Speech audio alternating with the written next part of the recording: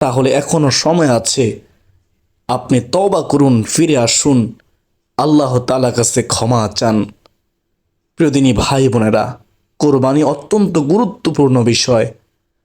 আমরা প্রথমত কোরবানি দেওয়ার গুরুত্ব, কোরবানি দেওয়ার ফজিলত জানব হাদিসের আলোকে ইনশাআল্লাহ। তারপরে যে 4 প্রকার মানুষের কোরবানি আল্লাহ তাআলা কবুল করবে না, সেই 4 প্রকার সম্পর্কে জানব ইনশাআল্লাহ। ধৈর্য সহকারে শেষ পর্যন্ত মনোযোগ দিয়ে শুনতে থাকুন। অত্যন্ত গুরুত্বপূর্ণ একটি ভিডিও। আমরা কষ্ট করে কোরবানি করব, যদি এই কোরবানি আল্লাহ তাআলা কবুল না করেন, তাহলে এর চেয়ে দুঃখজনক আর কোনো কিছুই হতে পারে না। প্রিয়দিনী ভাই বোনেরা, রাসূলুল্লাহ সাল্লাল্লাহু আলাইহি ওয়াসাল্লাম হাদিসের মাধ্যমে কোরবানি সম্পর্কে আমাদেরকে সুসংবাদ দিয়েছেন। কোরবানি শরীয়তের একটি অন্যতম মহান ইবাদত। সামর্থ্যবান ব্যক্তির উপর ওয়াজিব। 1 নম্বর ফজিলত, কোরবানির পশুর শরীরের প্রতিটি পশমের বিপরীতে আল্লাহ তাআলা কোরবানদাতাকে একটি করে নেকি দান করেন। সুবহানাল্লাহ। দলিল সুনান ইবনে মাজাহ 3127 নম্বর হাদিস। হাদিসটি শুনেন। সাহাবীগণ রাসূলুল্লাহ সাল্লাল্লাহু আলাইহি ওয়াসাল্লামকে জিজ্ঞেস করলেন, হে আল্লাহর রাসূল, এই কোরবানি কি? নবীজি সাল্লাল্লাহু আলাইহি ওয়াসাল্লাম বললেন, এটি তোমাদের পিতা ইব্রাহিম আলাইহিস সালামের সুন্নত। সাহাবীরা আবার জিজ্ঞেস করলেন, ইয়া রাসূলুল্লাহ, এতে আমাদের কি সওয়াব রয়েছে? নবীজি সাল্লাল্লাহু আলাইহি ওয়াসাল্লাম বললেন, ও আমার সাহাবীরা শুনো, পশুর প্রতিটি পশমের বিনিময়ে একটি করে আল্লাহ তাআলা নেকি দান করবেন। সুবহানাল্লাহ। সাহাবীরা আবার জিজ্ঞাসা করলেন, পশমযুক্ত পশুর অর্থাৎ দুম্বা বা বেড়ার ক্ষেত্রে কি একই হবে? নবীজি সাহাবীদেরকে বললেন, ও আমার সাহাবীরা শুনো, পশমের প্রতিটি আঁশের বিনিময়ে একটি করে নেকি রয়েছে। সুবহানাল্লাহ। সুনান ইবনে মাজাহ হাদিস নম্বর হচ্ছে 3127 নম্বর হাদিস। ঈদের দিনে আল্লাহর কাছে সবচেয়ে প্রিয় আমল, ঈদুল আজহার দিনে পশু জবেহ করার চেয়ে বেশি দামি প্রিয় কোনো আমল আল্লাহর কাছে নেই। দলিল সুনানে তিরমিজি 1493 নম্বর হাদিস, সুনানে ইবনে মাজাহ 3126 নম্বর হাদিস। উম্মুল মুমিনিন হযরত আয়েশা সিদ্দিকা রাদিয়াল্লাহু তাআলা আনহা থেকে বর্ণিত, নবীজি সাল্লাল্লাহু আলাইহি ওয়াসাল্লাম বলেছেন, কোরবানির দিনে মানব সন্তানের কোনো আমলই আল্লাহর কাছে রক্ত প্রবাহিত করা অর্থাৎ পশু জবাই করা এর চেয়ে বেশি প্রিয় নয়। সুবহানাল্লাহ। তিনি আরো বলেন, কিয়ামতের দিন এই কোরবানি তার শিং, খুর ও পশম সহ উপস্থিত হবে, আর কোরবানির রক্ত মাটিতে পড়ার আগেই তা আল্লাহর দরবারে কবুল হয়ে যায়। অতএব তোমরা প্রফুল্ল চিত্তে, আনন্দ চিত্তে, খুশি মনে কোরবানি করো। সুবহানাল্লাহ। প্রিয়দিনী ভাই বোনেরা, কোরবানির মূল উদ্দেশ্য হলো হৃদয়ের তাকওয়া বা খোদাভীতি প্রকাশ করা। আল্লাহ পশুর গোশত বা রক্ত দেখেন না, বরং বান্দার নিয়ত দেখেন। দলিল সূরা হজ আয়াত 37। পবিত্র কোরআনে আল্লাহ তাআলা ইরশাদ করেছেন, আল্লাহর কাছে পৌঁছায় না এগুলোর গোশত এবং রক্ত, বরং তার কাছে পৌঁছায় তোমাদের তাকওয়া পরহেজগারি। সুবহানাল্লাহ। জাহান্নাম থেকে মুক্তির মাধ্যম এই কোরবানি। শুনলে অবাক হয়ে যাবেন। দলিল মোস্তাদরাকে হাকিম 7525 নম্বর হাদিস, সুনানে বাইহাকি 19161 নম্বর হাদিস। 5 নম্বর ফজিলত, ফুলসিরাত পার হওয়ার বাওন কোরবানির পশু। সুবহানাল্লাহ। পবিত্র চিত্তে এবং হালাল উপার্জনে মোটা তাজা পশু কোরবানি করলে তা পরকালে ফুলসিরাতের বাহন হবে। দলিল রাসূলুল্লাহ সাল্লাল্লাহু আলাইহি ওয়াসাল্লাম বলেছেন, তোমরা তোমাদের কোরবানির পশুকে মোটা তাজা ও শক্তিশালী করো, কারণ এইগুলো কোরবানির পশুগুলো কিয়ামতের দিন ফুলসিরাতের তোমাদের বাহন হবে, ফুলসিরাতে তোমাদের আরোহণের বাহন হবে। সুবহানাল্লাহ। প্রিয় দিনী ভাই বোনেরা, এতক্ষণ পর্যন্ত সংক্ষিপ্তভাবে কোরবানির ফজিলত শুনেছেন। সর্বোপরি কথা হলো, কোরবানি করলে দুনিয়া ও আখিরাতে কল্যাণ পাওয়া যায়। কোরবানি করলে নেয়ামত স্বরূপ কোরবানির গোশত ভক্ষণ করা যায়। সুবহানাল্লাহ। এখন শুনেন মনোযোগ দিয়ে, কোন 4 প্রকার মানুষের কোরবানি আল্লাহ তাআলা কবুল করবেন না। 1 নম্বরে, হারামখোর বা হারাম উপার্জনকারীর কোরবানি কবুল হবে না। হারামখোর বা হারাম উপার্জনকারীর সাথে কোরবানি করলেও কোরবানি কবুল হবে না। যদি শরীকদের মধ্যে কোনো একজন ব্যক্তির উপার্জনের প্রধান উৎস সম্পূর্ণ হারাম, যেমন সুদ, ঘুষ, চুরি বা দুর্নীতি হয়, এবং তিনি সেই হারাম টাকা দিয়ে কোরবানির ভাগ কেনেন, তবে কারোই কোরবানি সহি হবে না। সাবধান। মাসআলা, 7 জনের ভাগে যদি একজনের টাকাও সম্পূর্ণ হারাম হয়, তবে ওই পশুর মাধ্যমে বাকি 6 জন হালাল উপার্জনকারীর কোরবানিও বাতিল হয়ে যাবে। তবে ওই ব্যক্তির উপার্জনে যদি হালাল হারাম মিশ্রিত থাকে এবং কোরবানির অংশটি তিনি তার হালাল অংশ থেকে দেন, তবে কোরবানি হয়ে যাবে। দলিল রাসূলুল্লাহ সাল্লাল্লাহু আলাইহি ওয়াসাল্লাম বলেছেন, নিশ্চয়ই আল্লাহ তাআলা পবিত্র, তিনি পবিত্র হালাল বস্তু ছাড়া অন্য কিছু গ্রহণ করেন না। সুবহানাল্লাহ। যেটা হালাল সেটা আল্লাহ তাআলা গ্রহণ করেন। সহিহ মুসলিম শরীফের হাদিস, 1015 নম্বর হাদিস।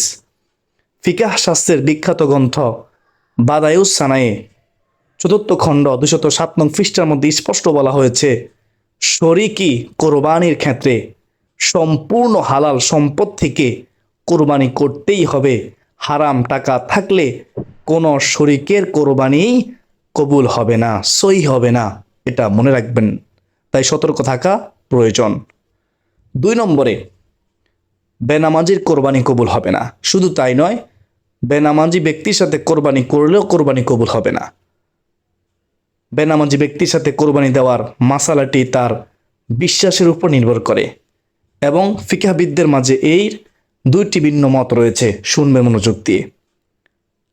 হানাফি মাযহাব অনুযায়ী সাধারণ মত শুনেন, কোনো ব্যক্তি যদি অলসতাবশত নামাজ না পড়েন, কিন্তু নামাজকে ফরজ বলে বিশ্বাস করেন এবং দিনকে অস্বীকার না করেন, তবে তিনি ফাসেক বা পাপিষ্ট মুসলিম হিসেবে গণ্য হবেন। যেহেতু নামাজ ও কোরবানি 2টি ভিন্ন ভিন্ন ইবাদত, তাই এমন বেনামাজি ব্যক্তির সাথে বাগে কোরবানি দিলে সবার কোরবানি বাহ্যিকভাবে আদায় হয়ে যাবে। শর্ত, কোরবানি আদায় হলেও ওই বেনামাজি ব্যক্তির মূল নিয়ত লোক দেখানো বা শুধু গোশত খাওয়ার উদ্দেশ্যে হওয়া যাবে না। যদি তার নিয়ত শুধু গোশত খাওয়া হয়, তবে বাকি শরীকদের কোরবানিও নষ্ট হয়ে যাবে। দলিল আল ইনাহ শারহুল হেদায়া 9ম খণ্ড 505 নং পৃষ্ঠার মধ্যে রয়েছে। ভিন্ন আমলের ত্রুটির কারণে কোরবানির শুদ্ধতায় সরাসরি প্রভাব পড়ে না। অন্যান্য ফিকাহবিদদের মতে, যেমন হাম্বলি মাযহাবে, শুনেন, অনেক আলেম মনে করেন ইচ্ছাকৃতভাবে সম্পূর্ণ নামাজ বর্জনকারী ব্যক্তি ইসলাম থেকে বের হয়ে যান, অর্থাৎ কাফের সমতুল্য। কাফের বা অমুসলিমদের সাথে কোরবানি শরিক করা জায়েজ নেই। তাই তাদের মতে বেনামাজির সাথে শরিক হলে কারো কোরবানি হবে না, বেনামাজির কোরবানিও হবে না। দলিল, নবীজি সাল্লাল্লাহু আলাইহি ওয়াসাল্লাম বলেছেন, আমাদের এবং তাদের অর্থাৎ কাফেরদের মধ্যে মূল চুক্তিই হলো নামাজ। সুতরাং যে ব্যক্তি নামাজ ছেড়ে দিল সে কুফরি করল। সুনানে তিরমিজি 2621 নম্বর হাদিস। চূড়ান্ত পরামর্শ, শুনবেন মনোযোগ দিয়ে। ভাগে বা শরিকে কোরবানি দেওয়ার সময় শরিকদের ব্যাপারে সর্বোচ্চ খোঁজ খবর নেওয়া আবশ্যক। সামান্য গোশত বেশি খাওয়ার লোভ ত্যাগ করে সর্বদা দিনদার, পরহেজগার, নামাজি এবং স্পষ্ট হালাল উপার্জনকারী ব্যক্তিদের সাথে শরিক হওয়া উচিত। সন্দেহজনক বা বিতর্কিত শরিক থাকলে একদিপত্তে ছোট একটি ছাগল বা ভেড়া কোরবানি দেওয়া অনেক শরিকের সন্দেহযুক্ত গরুর ভাগের চেয়েও আল্লাহর কাছে বেশি উত্তম ও নিরাপদ, কবুলযোগ্য। 3 নম্বর হচ্ছে, কোরবানির যিনি দিবেন তার নিয়ত শুদ্ধ না হলে ওই ব্যক্তির কোরবানি কবুল হবে না। মনে রাখবেন, কোরবানির নিয়ত শুদ্ধ না হলে তা আল্লাহর দরবারে কখনোই কবুল হবে না।